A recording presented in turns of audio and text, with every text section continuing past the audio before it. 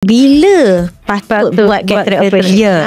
Boleh tak kita tangguh lah tahun depan, 2 tahun lagi.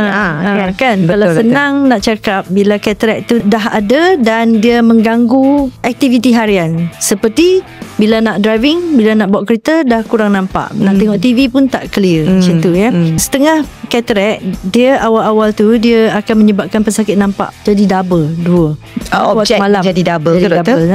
So bila kes dah macam tu memang kena buat lah. Kalau senang nak cakap, pesakit selalu datang tanya berapa peratus. Ya, betul. Saya akan cakap dalam 50%. Dalam 50% and above tu memang nampak gaya dah tak boleh lari. Kena buat.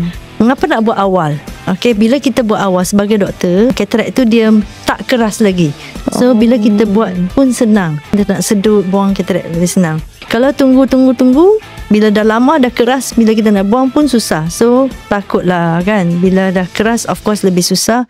Kalau keras tu doktor lebih berisiko lah maksudnya. Ya betul, risiko akan lebih tinggi lah. So seeloknya kalau dah nampak objek double ke apa, drive dah rasa tak selesa, better buat terus lah. Tak perlu nak tanggung-tanggung. Kalau buat awal, enjoy awal. Ya, tak nanti in the end satu orang nanti pun kena buat juga kan. So buat awal, enjoy awal, risiko pun rendah.